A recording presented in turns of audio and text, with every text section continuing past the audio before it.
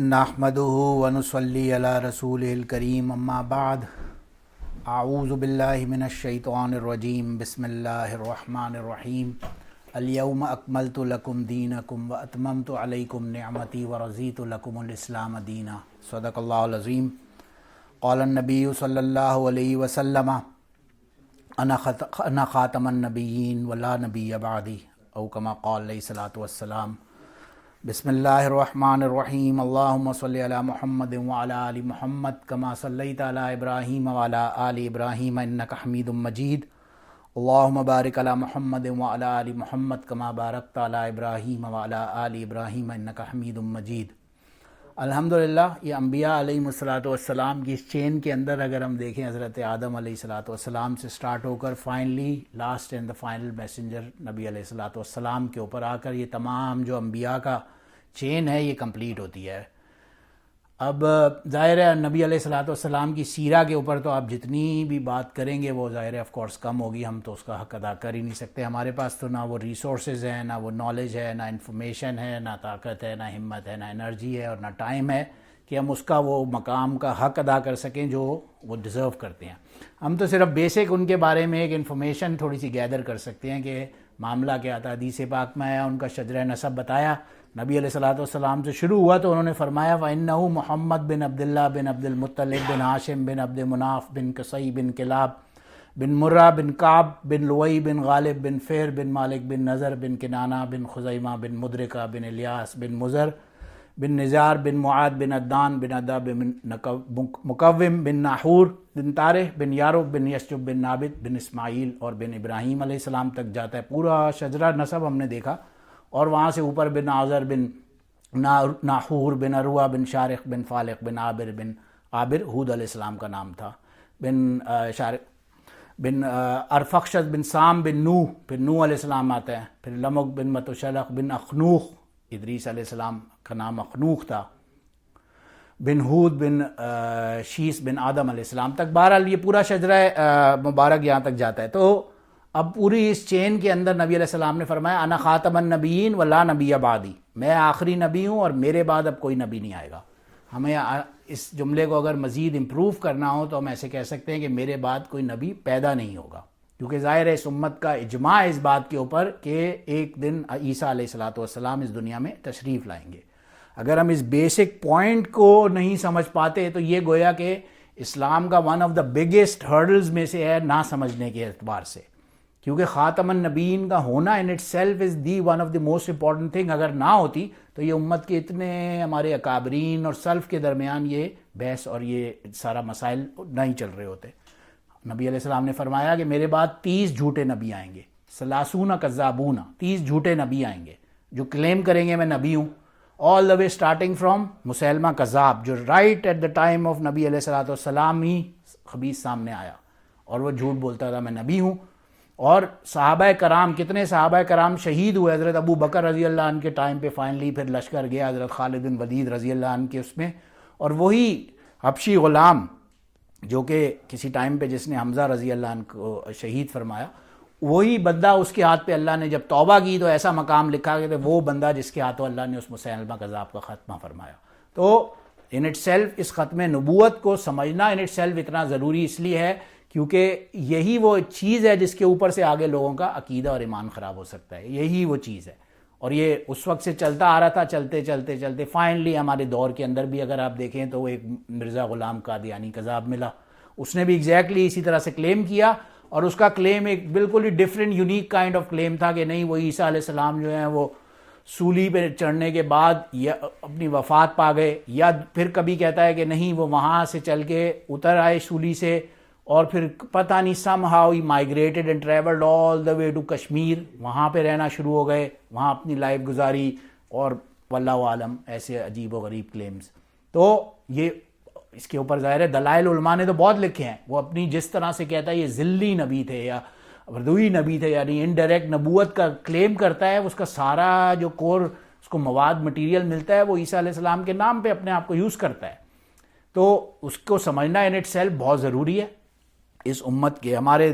پچھلے 100-150 سال کے جو سب سے بڑے آپ سمجھتے ہیں عالم، ون آف دا بگیسٹ، حضرت انور شاہ کشمیری رحمہ اللہ، ساؤتھ ایشیا کے سب سے بڑے عالم ہوں گے. ان کے بارے میں آتا ہے کہ دارالعلوم دیوبند کے اندر جو اس کی لائبریری تھی, اس لائبریری میں جتنی بکس تھیں, اینڈ مائنڈ یو اس وقت یہ وہ دور ہے جب یہ بکس جو ہیں یہ ساری یہ عربی اور فارسی میں ہیں, یہ ٹرانسلیشن اردو میں بھی ابھی تک نہیں ہوئی, اس میں سے 90% آف دا میجورٹی مٹیریل ہے یہ عربی میں ہے. یہ انہیں تمام کی تمام کتابیں حفظ تھیں, پوری کتابیں اے سے لے کر الف سے لے کر یا تک انہیں وہ ساری کتابیں حفظ تھیں اپنی. یہ ان کی میموری اور حافظے کا وہ تھا معاملہ, ان کی رائٹنگز اور ان کی بکس کو اگر ہم پڑھیں عربی کی. مگر وہ فرماتے ہیں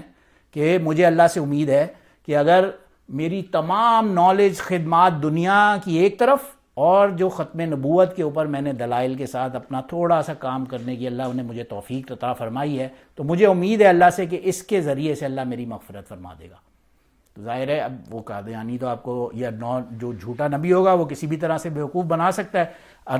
دلائل وہ بھی دیتے ہیں قرآن سے حدیث سے, لیکن عام آدمی ایزیلی بالکل کنفیوز ہو جاتا ہے. تو اس بات کو سمجھنے کی ضروری ہے. اسی لیے نبی علیہ الصلوۃ والسلام نے کیٹیگوریکلی فرمایا انا خاتم النبیین ولا نبی بعدی, میرے بعد اب کوئی نبی پیدا نہیں ہوگا. ظاہر ہے اب جب بولیں گے تو عیسیٰ علیہ السلام تشریف بھی لائیں گے تو وہ نئے سرے سے پیدا نہیں ہوں گے. تو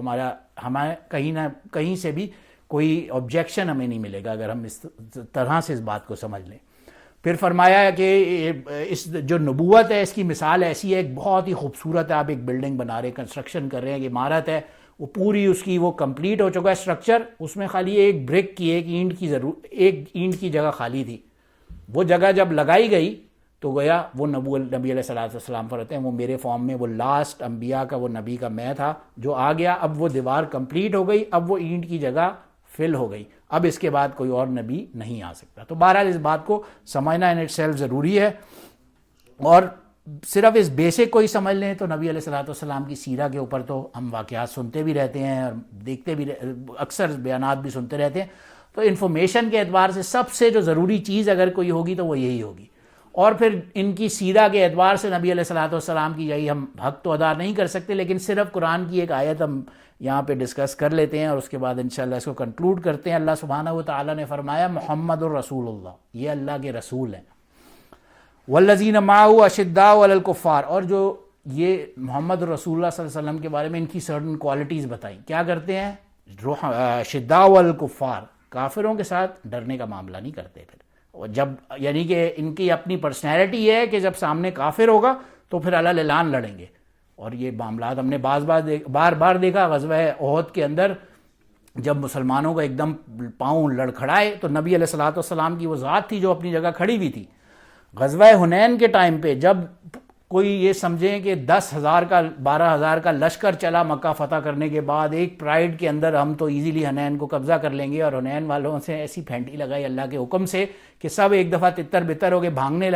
لگے, اور چند صحابہ اور نبی علیہ الصلوۃ والسلام صرف موجود ہیں جنگ کے مقام پر. اس وقت بھی نبی علیہ الصلوۃ والسلام فرما رہے انا النبی لا کذب عبد المطلب, یعنی کہ ایک پرائیڈ کے اندر ہوتا ہے تم سمجھتے کون ہو میں کیا ہوں, میں نبی ہوں, میں نبی ہوں اور میں عبداللہ کا بیٹا ہوں, آؤ اور لڑو میرے ساتھ. یعنی کہ لڑنے کے لیے جب محاذ پہ ہوں تو پھر بہادری کا وہ جو اپنی سپیریورٹی دکھانے کا معاملہ ہے وہاں پہ وہ نبی علیہ الصلوۃ والسلام سب سے آگے ہیں. اور پھر آگے فرمایا رحماء بینہم, اب آپس میں رحم کرنے کا معاملہ ہے, اس میں بھی نبی علیہ الصلوۃ والسلام سب سے آگے ہے. عام تو ہم رحم اور اس کے قصے تو سنتے ہی رہتے ہیں, ابھی ہم نے ڈسکس کیا. یہ ایک وہ کالا حبشی غلام جو کہ آپ کے چچا کو شہید کرتا ہے, جو وہ چچا جو آپ کے ساتھ سنس ڈے 1 کھڑے ہوئے ہیں اور آپ کے اتنے کلوز ہیں, انہیں وہ شہید کرتا ہے. پھر بعد میں اللہ کی شان وہ بندہ اسلام لے آتا ہے, سامنے حاضر ہوتا ہے نبی علیہ الصلوۃ والسلام کے سامنے, کہتا ہے میں اسلام لانا چاہتا ہوں. اب وہ اندر کی تکلیف ان کی امیجن کریں کہ جب حضرت حمزہ شہید کیے گئے ان کے باڈی پارٹس کو باقاعدہ کاٹ کے اور الگ کیا گیا, اور کس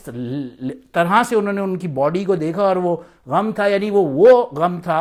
ان کے اوپر کہ آتا ہے حضرت حمزہ کا جنازہ 2 مرتبہ پڑھایا رسول اللہ صلی اللہ علیہ وسلم نے. بہرحال ان کا اپنا اندر ایک دل میں ایسا ان سے کلوزنس تھی. بہرحال ان کا قاتل سامنے آتا ہے, کہتا ہے ٹھیک ہے اب جب تم اسلام لے آئے تو میں تو تم پر رحم کرنے کے لیے لازمی میرے اوپر ہے, جاؤ تمہیں معاف کیا, بس میرے سامنے آ کے نہیں بیٹھو, میری گیدرنگ میں آتے ہو تو سائڈ پہ بیٹھا کرو, میرے سامنے نہیں بیٹھا کرو, میں دیکھتا ہوں تو مجھے یاد آ جاتا ہے بس. یہ فرمایا اور اس اسلام قبول، اور اللہ نے اس کی بھی قبولیت اپنی جگہ رکھی. پھر تراہم رکعا سجدا ویبتغون فضلا من اللہ ورضوانا، تو آپ انہیں دیکھیں گے ایک نماز میں، روزے میں، اور فضل، اللہ کا فضل مانگتے ہوئے ہمیشہ ہمیشہ. اور سیماہم فی وجوہہم من اثر السجود، آپ ان کے سینوں، آپ ان کے چہروں پہ دیکھیں گے اثر السجود، سجدے کے نشان کو، لمبی لمبی نمازوں سے اور لمبے لمبے عبادات کے ذریعے سے ان کی فزیکل باڈی کے اوپر یہ آثار گویا کہ بالکل کلیئر ہوں گے. ذالک مثلہم فی التوراۃ و مثلہم فی الانجیل، یہ تورات کے اندر بھی اللہ نے اگزامپل دیا تھا جب موسیٰ علیہ السلام سے لے کر آنورڈ تمام انبیاء نے پیش گوئی کی، پریڈکشن دی نبی علیہ السلام کی، اور انجیل میں اسی طرح سے عیسیٰ علیہ السلام نے کیٹیگورکلی کہا کہ یہ لاسٹ اینڈ فائنل نبی آئیں گے، تمہیں ان کی پیروی کرنی ہے اور ان کی اتباع کرنی ہے. تو بہرحال یہ تو تمام انبیاء کا معاملہ ایسا ہی ہے. یہ فائنل جو سیل آف دا پروفٹس تھی، یہ نبی علیہ السلام پر آگے ختم ہوتی ہے، اور ہمیں اسی طرح سے اس بات کو سمجھنا چاہیے. اگر اس پوری یونیورس کائنات کو بنانے کا کوئی مقصد تھا تو وہی نبی علیہ السلام کی ذات تھی، وہی اس دنیا میں تشریف لے آئے. گویا کہ یہ وہ نشانی ہے کہ قیامت آنے کی ہم نشانیوں کی اکثر بات کرتے ہیں، قیامت کب آئے گی، متی الساعہ بار بار پوچھتے ہیں لوگ، تو اس کی سب سے بڑی نشانی گویا یہ تھی کہ اس یونیورس کو بنانے کا جو مقصد تھا ان اٹ سیلف، وہ جب ہمارے سامنے پورا ہو گیا تو گویا کہ سب سے بڑی نشانی قیامت کی تو ان اٹ سیلف وہیں پوری ہو گئی.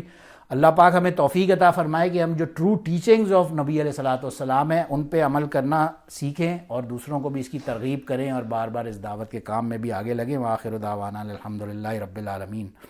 سبحان ربک رب العزت عما یصفون وسلام علی المرسلین والحمدللہ رب العالمین.